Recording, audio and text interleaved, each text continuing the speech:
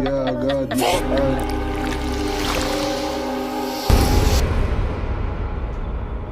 मामा। Film की शुरुआत होती है 2001 साल के दिसंबर महीने में, जहां हम बीटा और उसके भाई डेवी को देखते हैं। थोड़ी देर बाद उसका पिता एडी काम से घर लौटता है। सीन कट होकर उनकी मां जुमियाती को दिखाया जाता है, जो अपने सैलून में काम कर रही है, जहां रिटी नाम की एक महिला आती है बाल ठीक कराने, लेकिन वह सिर्फ तभी काम कराएगी अगर जुमियाती खुद उसे सर्विस करे। जुमियाती राजी होकर उसे इंतज़ार करने को कहती है। इधर घर पर एडी खाना बना रहा है और बीटा उसकी मदद कर रही थी। सब खाना तैयार होने पर बीटा जल्दी खाना चाहती है, लेकिन पिता इंतज़ार करने को कहते हैं क्योंकि माँ अभी नहीं आई है। थोड़ी देर बाद माँ सैलून का काम ख़त्म करके घर लौटती है। माँ बीटा से पूछती है, आज क्या बना है माँ? जवाब न देकर बीटा डेवी को आवाज़ देती है। डेवी भी माँ की तरफ बिना देखे टेबल की तरफ चला जाता है। यहाँ हम समझ सकते हैं कि दोनों बच्चे ही पिता के साथ ज़्यादा करीब हैं। इससे जुमियाती का मन खराब होता है। वह सोचती है बच्चे उन्हें अहमियत नहीं दे रहे हैं। फिर जुमियाती एडी से पूछती है, मैं सैलून लेकर बिजी हूँ, इसलिए क्या बच्चे मुझ पर गुस्सा हैं? एडी कहता है, चाहो तो तुम घर पर रहकर बच्चों की देखभाल कर सकती हो। अगले दिन सुबह डेवी का फुटबॉल मैच था, इसलिए एडी बीटा को कहता है डेवी को मैदान में पहुँचा देने के लिए। बीटा पूछती है, रविवार के दिन भी माँ सैलून में क्यों जाती है? और इसलिए तो पिता को ही घर का सारा काम करना पड़ता है। एडी बीटा को कहता है, कोई बात नहीं, तुम्हारी माँ तुम्हारे लिए ही इतनी मेहनत करती है। इसके बाद दोनों ही पिता को अलविदा कहकर निकल जाते हैं। सैलून में बुरहान की वाइफ जुमियाती से पूछती है, रविवार भी काम, मिस्टर एडी क्या गुस्सा नहीं करेंगे? जुमियाती कहती है, बल्कि यह एडी का ही आइडिया है। बाद में मिस्टर बुरहान आकर सैलून की भीड़ देखकर तारीफ करते हैं। उधर बीटा मैदान में खड़े होकर भाई को फुटबॉल खेलते देखती है। बीटा डेवी को बुलाकर कहती है उसका पेट दर्द है, वह थोड़ा घर जाना चाहती है। घर लौटकर बीटा पिता के कमरे से अजीब आवाज़ सुनती है। वह चुपचाप पिता के कमरे की तरफ जाती है। दरवाजे से झांक कर देखती है पिता एक महिला के साथ करीबी हालत में है, और वह महिला है रेडी, जो उस दिन उनके सैलून में आई थी। बीटा रोकर निकलने लगती है। एडी तेजी से आकर बीटा को कहता है, अपनी माँ को कुछ मत बोलना, लेकिन बीटा कोई बात सुनना नहीं चाहती, इसलिए एडी बीटा को एक थप्पड़ मार देता है। इसके बाद सीन चला जाता है फरवरी 2002 में। एडी बहुत जल्दबाजी कर रहा है, ऑफिस के काम से जा रहा है। वह कहता है ज़्यादा वक्त नहीं लेगा, सिर्फ एक सप्ताह। एडी पत्नी को पिता बताता है और निकल जाता है। इस समय बीटा दरवाजे के पास खड़ी थी। बीटा अभी भी उस घटना की बात भूल नहीं पाती। अगले दिन बीटा डेवी को फुटबॉल मैदान में पहुंचाने के समय बुरहान की वाइफ पूछती है, आजकल तुम्हारे पिता को देख नहीं रही हूँ। बीटा जवाब देती है, पिता तो कल ही ऑफिस के काम से बाहर गए हैं। बुरहान की वाइफ हैरान होती है क्योंकि वह तो एडी को कुछ महीने से नहीं देख रही है। इसके बाद देखा जाता है रिपोर्ट कार्ड लेने के समय बीटा के साथ है। जुमियाती बीटा पहले 10 स्टूडेंट में आई है और नेक्स्ट क्लास में गई है। इसके बाद जुमियाती और बीटा मिलकर समुद्र तट पर जाकर डेवी का 8वां बर्थडे मनाते हैं। घर लौटने के बाद उनके नेबर बुरहान जुमियाती से पूछते हैं कि एडी को आजकल देखा नहीं जाता क्यों? बीटा की तरफ जुमियाती भी कहती है, एडी तो पिछले हफ्ते ऑफिस के काम से निकला है। बातें बुरहान को बहुत अजीब लगती है। उस शाम बीटा और डेवी अपनी माँ के सैलून में जाते हैं। जुमियाती बाहर निकलती है तो बीटा देखती है रिडी भी सैलून से निकल रही है। जुमियाती अभी नहीं जानती कि रिडी के साथ उसके हस्बैंड का अफेयर चल रहा है, क्योंकि बीटा ने अपनी माँ को कुछ नहीं बताया। रिडी जाते वक्त बीटा की तरफ देखकर हंसते हुए चली जाती है। उस रात अजीब आवाज़ से बीटा की नींद टूट जाती है। तब भी दिमाग में उस घटना की यादें घूम रही है। अचानक वह फिर वही सेम आवाज़ सुनती है। उसे लगता है जैसे एडी और रेडी फिर करीब हो रहे हैं, लेकिन कमरा खोल कर देखती है वहाँ तो कोई नहीं है। बीटा बाहर माँ को टहलते देखती है। बाहर जाते ही उसकी माँ गायब हो जाती है। बीटा तब हैरान होकर देखती है उसकी माँ बैठी है एक पेड़ के ऊपर। अचानक माँ गले में रस्सी लगाकर नीचे कूद जाती है। बीटा दौड़कर अपनी माँ के पैर पकड़ लेती है और पिता से मदद मांगती है, लेकिन उसके पिता रेडी के बगल में चुपचाप खड़े यह नज़ारा देख रहे थे। तभी बीटा की नींद टूट जाती है और समझ पाती है यह एक बुरा सपना है। अगले दिन जुमियाती और बीटा अपने नेबर बुरहान और उसकी वाइफ की मैरिज एनिवर्सरी के इवेंट में जाते हैं। जुमियाती माफ़ी मांगकर कहती है एडी आ नहीं पाया क्योंकि वह अभी भी काम के लिए बाहर है। तब जुमियाती नोटिस करती है आसपास के लोग आसपास में कानाफूसी कर रहे हैं। आखिर में बुरहान सच बताते हैं। वे और बाकी नेबर पहले सोच रहे थे एडी और जुमियाती अलग हो गए हैं क्योंकि एडी लगभग 1.5 साल से घर पर नहीं है। जुमियाती और बीटा हैरान हो जाते हैं। उन दोनों को ही लग रहा था एडी तो पिछले हफ्ते निकला है। वे समझ नहीं पा रहे थे क्योंकि हर कोई कह रहा था 1.5 साल पहले उन्होंने उनके पिता को देखा नहीं तो उनके साथ इतने दिनों तक कौन था। उस दिन रात को बीटा सोचने लगती है कैसे वे समझ नहीं पाए एडी असल में कहाँ है। अगले दिन जब जुमियाती और बीटा मामला इन्वेस्टिगेशन करने के लिए एडी के ऑफिस जाएंगे तभी अचानक एडी घर पर हाजिर होता है। इसके बाद चारों एक साथ खाने बैठते हैं। बीटा पिता के साथ बात करना चाहती है लेकिन एडी मुंह फेर लेता है। खाने के बाद एडी घर की सब जगहों पर छानबीन करके ढूंढने लगता है जैसे कुछ ढूंढ रहा हो। तब जुमियाती आकर पूछती है कहाँ थे तुम इतने दिन, 1.5 साल से तुम नहीं हो और वापस आकर जैसे कुछ हुआ ही नहीं है बर्ताव कर रहे हो। एडी सिर्फ जवाब देता है कहीं नहीं, यही तो था। बार बार पूछने पर एडी आखिर में गुस्से में आकर पत्नी को डांट देता है। दरअसल एडी ढूंढ रहा था घर के दस्तावेज जो बिजनेस के लिए जमानत के तौर पर लेना चाहता है, लेकिन जुमियाती वह देने को राजी नहीं क्योंकि दस्तावेज जुमियाती के माता पिता की संपत्ति है जिस पर एडी का कोई अधिकार नहीं था। एडी गुस्से में आकर जुमियाती पर हाथ उठाने की कोशिश करता है लेकिन फिर भी जुमियाती दस्तावेज देने से इनकार करती है। आखिरकार एडी गुस्से में घर छोड़कर निकल जाता है। इस समय बीटा माँ को दोष देते हुए कहती है अगर तुम पिता को पर्याप्त समय देती तो आज ऐसा नहीं होता, बल्कि तुम परिवार से ज़्यादा सैलून को ही प्यार करती हो। दोपहर को बीटा पिता के ऑफिस जाती है उनका पसंदीदा खाना लेकर। एडी ना लेना चाहे तो बीटा जोर देकर एडी को खाना लेने को कहती है। हैरान करने वाली बात यह है कि खाना लेकर कुछ देर बाद एडी उसे डस्टबिन में फेंक देता है। यह दृश्य देखकर बीटा को बहुत दुख होता है। वह समझ नहीं पाती कि पिता ऐसा बर्ताव क्यों कर रहे हैं। एडी के इस बार घर छोड़कर चले जाने के बाद बुरहान जुमियाती को सलाह देता है कि एडी के ऐसे बर्ताव का असली कारण ढूंढ निकालना चाहिए। बुरहान अपने परिचित एक उस्ताद के बारे में बताता है, वह जुमियाती की मदद कर पाएंगे। उसी रात जुमियाती और बीटा उस्ताद अहमद के घर जाते हैं। सब बात सुनने के बाद उस्ताद कहते हैं एडी दरअसल इतने घर लौटा है ठीक ही, लेकिन वह जुमियाती के घर नहीं बल्कि एक ऐसी महिला के पास लौटा है जो दिखने में जुमियाती जैसी ही है। जुमियाती हैरान होकर पूछती है मतलब क्या है, ऐसा कौन है जो मेरी तरह दिखती है। उस्ताद कहते हैं एडी के ऊपर एक भयानक ब्लैक मैजिक किया गया है। यह जादू बहुत प्राचीन काल से चला आ रहा है। बहुत पहले नेता अपने दुश्मन के दमन के लिए यह काला जादू इस्तेमाल करते थे। तब हम देखते हैं कि रेडी ने कैसे यह ब्लैक मैजिक किया था। रेडी ने एक सैमन की सलाह पर 3 दिन 3 रात तक एक रिचुअल किया है। इस समय अगर हिंसक प्राणी आए तो भी उसे डरना नहीं होगा। आखिर में वह सैमन कहता है रेडी की इच्छा बहुत जल्द ही पूरी होगी। जिस पुरुष को वह चाहती है वह पूरी तरह उसके प्यार में पड़ेगा, बाध्य होगा और सब बातें ही मान कर चलेगा। एडी को और वश में करने के लिए रेडी को एक काली मुर्गी इस्तेमाल करके उसका खून पूरे शरीर पर लगाने को कहता है। यही खून इस्तेमाल करके ही वह जुमियाती जैसा रूप लेती है। नतीजन एडी काम खत्म करके घर लौटने पर रेडी खुद को जुमियाती की तरह सजाकर उसका स्वागत करती है और रेडी की नज़र में रेडी जैसे उसकी वाइफ जुमियाती है।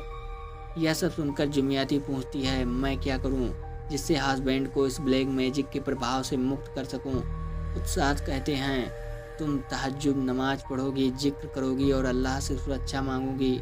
अगले दिन सैलून में काम करते करते जुमियाती बेचैनी महसूस करना शुरू करती है। निनगसी कहती है फैन तो तुम्हारी तरफ चल रहा है फिर भी इतना पसीना क्यों आ रहा है। एक कस्टमर पूछता है आजकल सैलून में इतने कम ग्राहक क्यों हैं। जवाब देने से पहले ही अचानक जुमियाती की नाक से खून बहना शुरू हो जाता है। पानी पीने जाकर वह देखती है गिलास के अंदर एक बिच्छू है। वह डर के मारे गिलास फेंक देती है। इस समय निनगसी बताती है कि आजकल वह देख रही है जुमियाती बार बार बीमार पड़ रही है। सब समझ जाते हैं कि सैलून में ज़रूर कोई नेगेटिव बात घटी है क्योंकि अक्सर सैलून के सामने कब्र की मिट्टी पाई जा रही है। जांच करने के बाद माया कहती है ऐसा एक काला जादू है जहां बिजनेस खराब करने के लिए किसी की दुकान के सामने कब्र की मिट्टी छिड़की जाती है। जुमियाती उस मिट्टी का नमूना उस्ताद के पास ले जाती है। उस्ताद कंफर्म करते हैं यह सचमुच कब्र की मिट्टी है जो दूसरों का बिजनेस बर्बाद करने के लिए इस्तेमाल की जाती है। रात में बीटा याद करने लगती है रेडी को पहली बार देखने के समय उसने सचमुच देखा था। रेडी का चेहरा माँ जैसा हो गया था। जब वह सोच में डूबी थी तभी डेवी आकर पूछता है, माँ अभी तक घर नहीं लौटी क्यों? जुमियाती दरअसल अपने सैलून में ही थी क्योंकि जुमियाती जानना चाहती थी कौन उसके सैलून के सामने कब्र की इस्तेमाल की गई मिट्टी छिड़क रहा है। थोड़ी देर बाद वह उस व्यक्ति को देखती है जो और कोई नहीं उसका अपना पति एडी है। जुमियाती उसका पीछा करती है और अंतः में एडी को रेडी के साथ जाते हुए देखती है। अगले दिन सुबह जुमियाती और उसके बच्चे एडी को ढूंढने ऑफिस जाते हैं, लेकिन कर्मचारी बताते हैं कि एडी मीटिंग के लिए बाहर है। इसलिए जुमियाती ऑफिस के बड़े अधिकारी के साथ मिलना चाहती है। वह अपना परिचय देती है कि वह एडी की पत्नी है और लंबे समय से एडी घर नहीं लौट रहा है, परिवार का भरण पोषण भी नहीं दे रहा है। जुमियाती के बयान के मुताबिक एक गवर्नमेंट अप्लाई के तौर पर अगर एडी एक्स्ट्रा मैटेरियल अफेयर करता है तो उसे कड़ी सज़ा होनी चाहिए, लेकिन पता चलता है कि एडी ने दस्तावेजों में जिक्र किया है कि जुमियाती 2 साल पहले मर चुकी है और 1 साल पहले उसने रेडी से शादी की है। जुमियाती साफ तौर पर बताती है कि वह अभी भी जिंदा है और अभी भी एडी की कानूनी पत्नी है। इसके बाद जुमियाती के साथ एडी की मुलाकात होती है। परिवार को देखकर एडी हैरान हो जाता है। जुमियाती सवाल करती है कि वह इतना निर्दयी क्यों है और क्यों ही उसने सबको कहा कि उसकी पत्नी मर गई है। परिवार के लिए उसने सब कुछ त्याग दिया, कड़ी मेहनत कर रही है, जबकि बच्चों ने सोचा कि उनकी माँ उनके प्रति लापरवाह है। जुमियाती काम करती थी क्योंकि एडी कभी उनका भरण पोषण नहीं देता था और अब जुमियाती समझ गई कि एडी वो पैसे कहाँ खर्च करता है। सबसे हैरान करने वाली बात यह है कि एडी अभी भी कोशिश कर रहा है उसका वह सैलून बिजनेस बर्बाद करने की जिसकी कमाई से उसका परिवार चलता है, लेकिन एडी का मन अंधा हो गया है। वह उन्हें अपनी ज़िंदगी से चले जाने को कहता है। इसके बाद के सीन में हम रेडी को देखते हैं जो अब खुद भी एक ब्यूटी सैलून खोली है। रात में एडी और रेडी उस सैमन के पास जाते हैं अपने अगले मकसद को पूरा करने के लिए। सैमन एक डायन को बुलाता है। इसके बाद एडी बताता है वह चाहता है जुमियाती की संपत्ति, बहुत सारे पैसे, ऑफिस का ऊंचा पद। डायन हंसकर कहती है सभी करना आसान है, शर्त यह है कि एडी को उसके पास इंसानी जान की बलि देनी होगी। एडी हिचकिचाता रहता है लेकिन रेडी सिर हिलाकर सहमति देती है। अगले दिन एडी अपना काम शुरू करता है। चुपके से जुमियाती के कमरे में घुसकर उसके बाल का नमूना लेता है। फिर डेवी के कमरे में उसकी पसंदीदा फुटबॉल जैसी और बीटा के कमरे में उसकी पसंदीदा बालों की क्लिप लेता है।